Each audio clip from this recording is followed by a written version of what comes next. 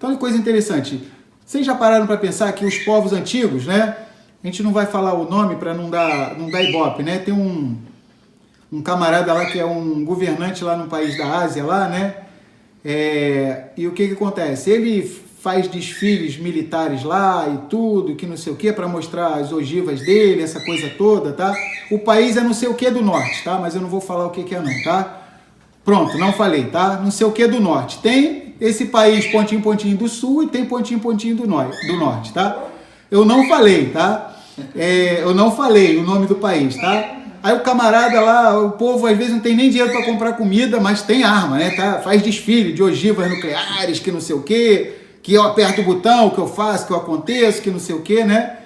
E os povos que não servem ao Criador, né? Eles se exaltam principalmente no seu poderio militar. O livro de Salmos diz: uns confiam em carros, outros em cavalos, mas nós faremos menção do nome de Yahuwá Eloheinu, né? Yahuwá, o nosso Elohim. Então é coisa interessante. O que ia na frente, né? Não era o quê? Se fosse nos dias de hoje, né? Não era uma ogiva nuclear, né? Não era um tanque de guerra. Então o que ia na frente era o quê? Era Aron Habrit, a Arca da Aliança, tá? Aron HaKodesh, a Arca Sagrada. Sucedeu ao fim de 3 dias que os príncipes, né? Os Shoterim, né? Os guardas, passaram pelo meio do arraial. Então vamos lá. Instruções foram dadas ao povo de Israel para que a marcha tivesse início. Os oficiais Shoterim poderiam ser auxiliares de Josué e Yahushua, embora o mais provável é que fossem oficiais do exército, visto que Israel estava avançando como uma unidade militar. Então Israel agora está botando na cabeça, nós somos uma unidade militar, tá? Quem já foi em Israel já viu, né? Nós temos o Tzahal, né? Que é o nosso exército, tá? Que eles são super bem treinados. Então agora, através de Josué e Yahushua bin Nun, o nosso povo se levanta como uma unidade militar. Os oficiais já tinham estado por toda parte, entre as tribos, determinando que o povo se preparasse. A palavra, essa palavra aqui, né, vem falando sobre esses oficiais, os Shoterim. O transporte do alimento para tão grande número de pessoas já seria um imenso problema, para não mencionar os problemas envolvidos na batalha propriamente dita. Então, coração a mil, partiu terra prometida, tá? Então eles estão saindo de Shittim no dia 9, no dia 10 eles vão atravessar o Rio Jordão, Yarden. Então o coração a mil seria o último dia em que eles ficariam fora da terra prometida. Então imagina, né? Quão grande seria a emoção na cabeça de Josué e de todo o nosso povo de Israel aqui nesse dia, tá? Então vamos lá, versículo 3. E ordenaram ao povo, dizendo: quando virdes a arca da aliança de Yahuwá, vosso Elohim, e que os sacerdotes levitas a levam, parti vós também do vosso lugar e seguia. Versículo 4. Haja, contudo, a distância entre vós e ela, como da medida de 2.000 côvados, e não vos chegueis a ela, para que saibais o caminho pelo qual haveis de ir, porquanto por este caminho nunca atravessastes antes. Então aparece de novo a palavra atravessar, o verbo avar, tá? No versículo 1 aparece aqui também, tá? Atravessar. Então nós somos hebreus, atravessadores, tá? Então o povo não poderia chegar muito perto da arca, tá? Da aliança, tá bom? Então eu vou pedir o Davi, faz o favor, Davi, pega aqui essas miniaturas que nós temos, tá? Só a diferença é que ela, quando era transportada, ela era coberta por um tecido azul, tá? Mas aqui, lá em Israel, nós adquirimos esse aqui, aí eles fazem assim, que se colocasse com pano, ninguém ia poder entender como é que é, tá? Então aqui só para a gente ter uma ideia, tá? É baseado o quê? Justamente na travessia, tá? Do Rio Jordão, os sacerdotes levitas, tá? Então quando nós estivemos em Israel, nós adquirimos essa miniatura aqui, tá? Então é bem interessante. Lembrar mais uma vez que ela era coberta, tá? Por um pano azul. E o povo tinha que manter o quê? Uma distância obrigado, tá, Davi?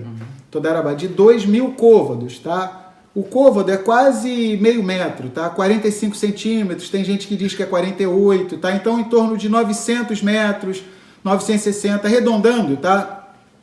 Quase 1 quilômetro de distância, tá? Que o povo tinha que manter da arca, tá? Então, vamos lá. O povo tinha que manter essa distância de 2.000 côvados, tá? Quase 1 quilômetro, tá? Só para facilitar. Vamos comentar aqui sobre a Arca da Aliança. Esse item principal do tabernáculo e mais tarde do Templo de Jerusalém era o lugar específico onde se manifestava a presença de Yahuwá. a arca era transportada à frente do povo, porquanto simbolizava a presença e a ajuda de Yahuwah na batalha. Era costumeiro que os levitas fizessem o transporte da Arca da Aliança. Eram os Queratitas, tá? Gershon, Quehat e Merari. Eram os 3 clãs dos levitas, tá? Pois eles constituíam a casta sacerdotal de Israel que cuidava das questões atinentes ao avodá, serviço e adoração, e ao transporte de todo o material do tabernáculo, quando o povo de Israel se punha em movimento. Então, lá no livro de Números, o Criador deixa claro, né? Se alguém fizesse um mau uso, vamos dizer assim, dos utensílios do tabernáculo, tanto quem fez o mau uso, se fosse de outra tribo, iria sofrer uma punição, quanto os levitas também, por não terem cuidado dos utensílios do tabernáculo, tá? Então vamos lá. Que cuidavam das questões atinentes ao avodá e ao transporte de todo o material do tabernáculo quando o povo de Israel se punha em movimento. Neste versículo é dito que os sacerdotes fizeram o transporte dessa peça do tabernáculo, embora a tarefa usualmente fosse dada aos levitas, coatitas. Em 3 ocasiões, a Escritura nos diz que os sacerdotes fizeram o transporte da arca. Por quê? Em outras situações, eram os coatitas, tá? Que também eram levitas, tá? Só que em 3 situações, tamanha a importância dessas situações, tá? Eram os próprios sacerdotes que tinham que levar, tá bom? Então, só de curiosidade, os sacerdotes também eram do clã de Quehat, tá? De Coate, tá bom? Mas nem todo coatita era sacerdote, só pra gente entender, tá? Então, é tipo um funil. Tinha tribo de Levi, clã de Quehat, tá? E da família de Aharon. Vai afunilando, tá? Para ser sacerdote, o camarada poderia ser levita, poderia ser querratita, mas se não fosse descendente de Aharon, ele não era sacerdote. Então aqui, tá, só os descendentes de Aharon poderiam estar carregando, tá? Então vamos lá. E ao todo em 3 ocasiões. Em 3 ocasiões a Escritura nos diz que os sacerdotes fizeram o transporte da arca. Aqui, né, nesse texto que a gente está lendo. Segunda vez, quando eles circundaram Jericó, em Josué capítulo 6. E a terceira vez, quando a arca foi transportada para o interior do templo de Shlomo, de Salomão, lá em 1 Reis, Melahim Aleph, capítulo 8. Não são mencionados nem o tabernáculo, nem o seu equipamento, mas cumpre-nos compreender a presença de ambos, tá? Então, alguns imaginam que os outros utensílios estavam ali também, mas o que o texto em si diz, que ali era a Arca da Aliança, tá? Então, vamos lá. No livro de Números, tá? Vamos lá. Vamos ler um texto que a gente canta aqui em todo o Shabat, tá? Em Números 10, 35 e 36, tá? Vamos lá rapidinho. Tem uma canção que ainda agora a gente fez, e que essa canção ela é baseada num texto da Escritura, tá? Quando a gente canta Vaer ben Aharon, não reparem minha voz não, tá? Vaer ben Aharon, Vaiomer Moshe, Kuma Yahuwah ve'afutzu oivea ve'anusu misaneha mipaneha ki mitzion tetse Torah, e por aí vai, tá? Então o início, tá? E a tradução e em partindo a arca, ó, e em partindo a arca, aí quando a gente canta, depois o Davi e o Daniel trazem a tradução, essa, é Números 10, 35, 36. E em partindo a arca, Moshe dizia, por isso que a gente fala, Vaiomer Moshe, Kuma Yahuwah, né? E dizia Moshe, levanta-te Yahuwah, né? Vaiomer Moshe dizia, levanta-te Yahuwah, Kuma Yahuwah, e sejam dissipados os teus inimigos, e fujam diante de ti os aborrecedores, os que te odeiam. E pousando a arca, dizia, volta, ó Yahuwah, para os muitos milhares de Israel, tá? Então, essa canção que a gente faz, tá? Ela é extraída, tá? Grande parte dela desse texto aqui do livro de Números, tá? Então, vamos prosseguir. Então, essa situação aqui era tão importante, era de uma responsabilidade tão grande que os próprios sacerdotes, tá? Eles fizeram esse transporte, tá bom? Então, vamos lá. No capítulo 7 de Números, nós vemos detalhes de como deveriam ser transportados os utensílios do tabernáculo, tá? Então, vamos lá. Vamos ver aqui. Em vez de as tropas, olha que comentário bonito, em vez das tropas de elite seguirem à frente do povo, olha que ensinamento bonito. Foi Aaron Habrit, a Arca da Aliança, Por quê? Os filhos de Israel tinham iniciado uma guerra kadosh, tá? Uma guerra santa. E a batalha, em última análise, dependia de Yahuwá e não do poder militar, tá? Então, é coisa interessante. Vocês já pararam para pensar que os povos antigos, né? A gente não vai falar o nome para não dar ibope, né? Tem um camarada lá que é um governante lá no país da Ásia, lá, né? E o que acontece? Ele faz desfiles militares lá e tudo, que não sei o que, para mostrar as ogivas dele, essa coisa toda, tá? O país é não sei o que do norte, tá? Mas eu não vou falar o que é não, tá? Pronto, não falei, tá? Não sei o que do norte. Tem esse país pontinho, pontinho do sul e tem pontinho, pontinho do norte, tá? Eu não falei, tá? Eu não falei o nome do país, tá? Aí o camarada lá, o povo às vezes não tem nem dinheiro para comprar comida, mas tem arma, né? Tá? Faz desfile de ogivas nucleares, que não sei o quê, que eu aperto o botão, que eu faço, que eu aconteço, que não sei o quê, né? E os povos que não servem ao Criador, né? Eles se exaltam principalmente no seu poderio militar. O livro de Salmos diz: uns confiam em carros, outros em cavalos, mas nós faremos menção do nome de Yahuwá Eloheinu, né? Yahuwá, o nosso Elohim. Então, olha que coisa interessante. O que ia na frente, né? Não era o quê? Se fosse nos dias de hoje, né? Não era uma ogiva nuclear, né? Não era um tanque de guerra. Então, o que ia na frente era o quê? Era Aron Habrit, a Arca da Aliança, tá? Aron HaKodesh, a Arca Sagrada. Então, nós precisamos entender isso. Na frente, nós precisamos entender que na frente de todas as coisas é o quê? São as coisas espirituais.